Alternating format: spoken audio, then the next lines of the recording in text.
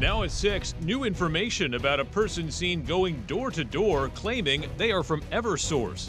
We have been receiving calls from customers who are confused. Why the company is now saying this may not be a scam.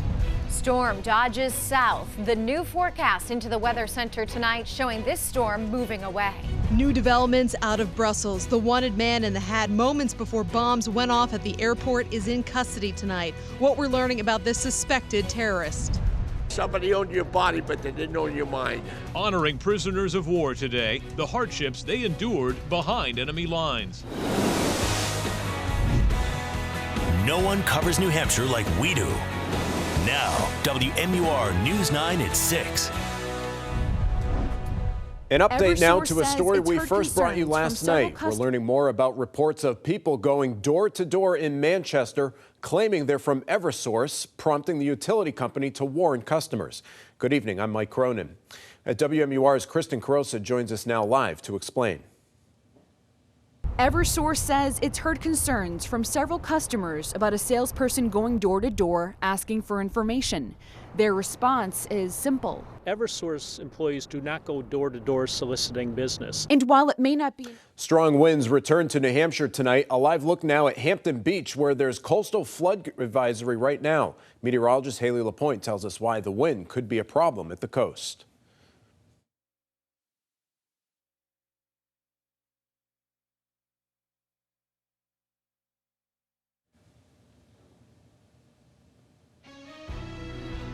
New developments in Brussels tonight. The wanted man in the hat is now in custody. A police raid resulted in the arrest of one of the top suspects, Mohamed Abrini. He's also a suspect in the Paris attacks in November. Abrini admitted to authorities that he is the man seen in this surveillance video. Abrini is one of 4 suspects charged with participating in terrorist attacks linked to the Brussels suicide bombings that killed 32 people and wounded 270 others. An Associated Press investigation revealed drinking water at UNH has tested positive for lead levels above the federal government's guideline a dozen times as recently as 2014. However, water tested in Durham in the most recent 6-month period showed lead at 5 parts per billion, under the EPA's limit of 15 parts per billion. Data from the past 3 years shows 28 water systems in New Hampshire, most of them small and private, showed more lead than the EPA allows. A drug investigation in Lebanon ended with the arrest of an Andover man. Officers say 33-year-old Henry Aboud of Andover tried to sell narcotics to an undercover officer last night. Aboud is charged with 2 counts of possession of amphetamine. He was released on personal recognizance bail pending a court appearance in May. Well, you might hit traffic if you're driving on I-93 this weekend. Road crews are paving the shoulder and replacing concrete barriers from the way station in Windham to exit 4 on the northbound side. Traffic will be down to 1 lane starting tomorrow through Thursday from 8 p.m. to 6 a.m. The construction is part of the $49 million plan to widen the highway. Massachusetts police are cracking down on texting and driving this month. Officers are conducting special patrols in April to stop people from using their phones. It's called You Drive, You Text, You Pay. Police are hoping it will make people more aware of how dangerous it really is. The reaction time for texting is slower than if you were legally intoxicated. Texting and driving is illegal in New Hampshire and Massachusetts. A first offense fine will cost you $100. Honoring former prisoners of war. April 9th is designated by Congress as National Former POW Recognition Day. Ceremonies are being held around the country, including one here in New Hampshire at the State Veterans Cemetery in Boscawen. In addition to this remembrance, the cemetery placed flags at the grave sites of each former POW. Today, News 9 spoke with former servicemen who endured the worst of humanity behind enemy lines. I was a radio operator and a gunner. I was shot down on my last mission. If I would have finished, I would have gone home to sell war bonds. Instead, I was a guest of the German government for about a year.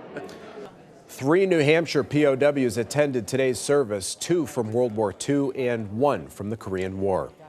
Military service members and their families were invited to the Merrimack VFW for a Veterans Fair this afternoon. The event honored veterans and connected them with services they may need. Organizers offered free health screenings and military information booths to help our service members. This is really an initiative at the state level. It's first in the state. This brings together some training to get our providers that training on military culture. It's really to raise awareness of what services are available in New Hampshire, and there are a plethora of them, is what we've come to learn. Well, organizers are hoping to make this an annual event. Still to come on News 9 at 6, a new brewery has opened its doors today in Nashua. What's unique about the names of these beers? Athletes in the Special Olympics competing in Tilton. What they say is better than winning.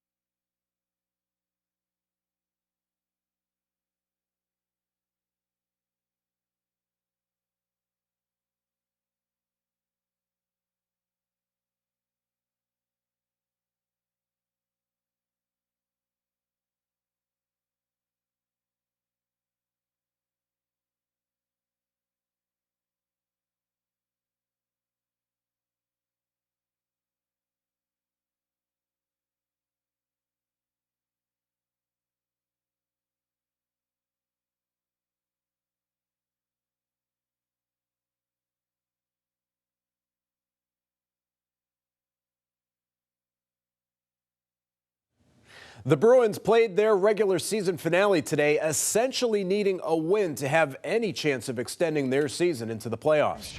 Hosting the Ottawa Senators, and not the news you want to hear, Tuukka Rask took some warm-ups but was too sick to play today, so Jonas Gustafsson got the start. The Bruins score first here. David Pastrnak behind the defense. 1-0 Bruins after one period, and they're looking good so far.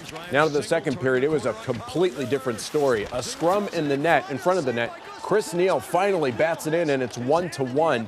And then Zach Smith with the redirection past Gustafsson, 2-1 Senators.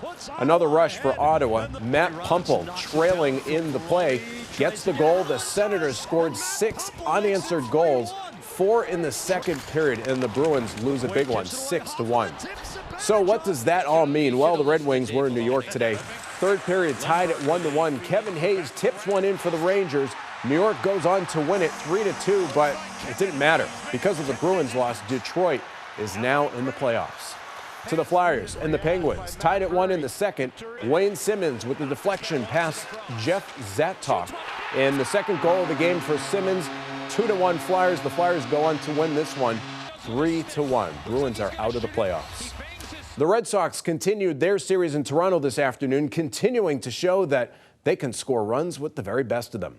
Rick Porcello got the start against R.A. Dickey. Bottom of the first, Jose Bautista takes Porcello deep to left. 2-run home run. It's 2-0 Jays. But the Red Sox rallied in the third inning. It's tied at 2 here. Travis Shaw slices one into the left corner. Ground rule double. Xander Bogaerts scores, and the Sox lead it 3-2. Same score, bottom of the inning. Bautista with a runner on, and he takes Porcello deep again. His second 2-run home run of the game. It's 4-3 Blue Jays. Tied at 4th in the 5th, Hanley Ramirez hits one into right field. It takes a monster hop over Bautista's head. Dustin Pedroia scores. Bogaerts in behind him, and it's a 2-run triple for Ramirez as he scoots down to third base. 6-4 Sox. Pedroia was 3 for 5 with 2 RBIs. Porcello went 6 innings, and he got the win. It's 8-4 is the final score. The series finale is Sunday afternoon. The Yankees and Tigers are in Detroit today. Top of the fourth, 3-0 Yankees. Jacoby Ellsbury with the bases loaded. He drives one to the wall. It's a 3-run triple for Ellsbury. 6-0 Yanks, and New York goes on to win this one 8-4. College baseball, Dartmouth hosting Penn, celebrating 150 years of baseball in Hanover this weekend. Game 2 of the doubleheader, it's top to 5. Tim Grahl turns on one, drives it just inside the left field pole. Solo home run, it's 4-0 Penn. Then in the 6th inning, Matt O'Neill launches one in the same direction. That's a 2-run shot. Penn wins it big time, 11-1. Dartmouth took game 1 of the twin bill, 2-1. And still to come tonight on News 9 Sports, the Monarchs will close out their regular season tonight. A look at Manchester's playoff picture coming up after the break.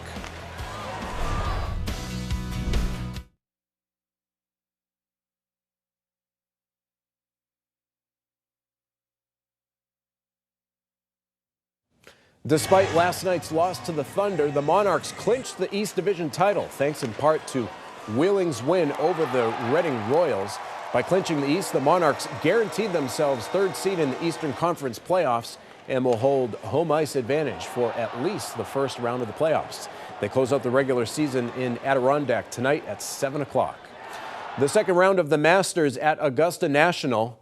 There's your leaderboard. Jordan Spieth is at top. He's 4 under par through 13 holes, and we'll see how he makes out the rest of the weekend here. That's going to do it for News 9 Sports. We'll see you right back here tomorrow night. Good night.